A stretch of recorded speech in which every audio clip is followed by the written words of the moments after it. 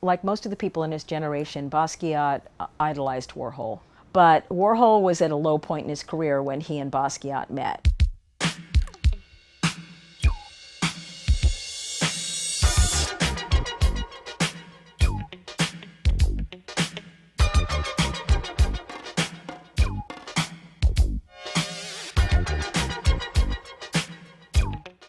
Several people attempted then to introduce Basquiat to Warhol. One of them was Glenn O'Brien, a famous downtown writer and curator, quite talented in his own right, very formative in Basquiat's career, and a very good friend to him. And he brought Basquiat to the factory. But Warhol wasn't interested. Warhol was slightly freaked out by Basquiat's blackness, by his wildness. You know, it wasn't an obviously good fit. But as I said, Basquiat had idolized Warhol from the beginning. He was, you know, the king of art for Basquiat and his peers. It was Bruno Bischofberger who brought them together. Bruno Bischofberger, again, was having lunch with Warhol in Soho, and Basquiat came up and amazingly slapped together a wet self-portrait of him. I mean, of course, Warhol was there taking Polaroids, and Basquiat just put together this amazing canvas that bring it down, still wet, to offer it to Warhol, and Warhol was completely blown away. He said, he's even faster than I am. Bruno Bischofberger, ever the businessman, thought, wow, you know, hot downtown star, famous artist, let's put them together, and he cooked up the idea of them doing collaborations. Basquiat came along at a really good point in Warhol's career. Although Warhol was wildly famous in the years that Basquiat was growing up, by the time he met Basquiat, he was kind of a washout. And he really needed some kind of injection of energy, and Basquiat provided exactly what the doctor ordered.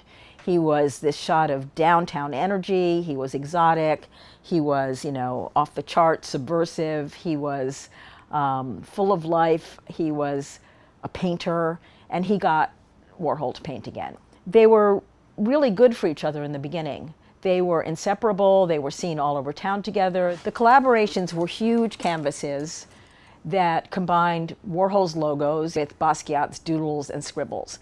Neither of them were at their best doing them. It wasn't a bad idea that Bischofberger had, it just didn't work, it didn't mesh. Their styles were too different, their working styles were too different. I mean, Warhol was very disciplined, Basquiat would wander in, you know, midday, stoned, that kind of thing. So the final nail in the coffin was this New York Times review in which Vivian Rayner said that while she feared that Basquiat would become an art world mascot, and she had said this the year prior, it seemed that our world forces had prevailed. You know, the question is who's using who, and this appeared to be one of Warhol's manipulations, which, and that Jean-Michel was all too happy to oblige and to be an accessory. Warhol knew right away that this was the end of their relationship. And it's interesting, Michael Halsband did some famous photographs for the poster and the invitation of the two of them in Everlast punching in boxing gear. Warhol essentially thought that the relationship was KO'd by the show, and it was. Basquiat didn't talk to Warhol again after that. But Warhol had been a really good influence on Basquiat for most of their relationship, and Basquiat adored him.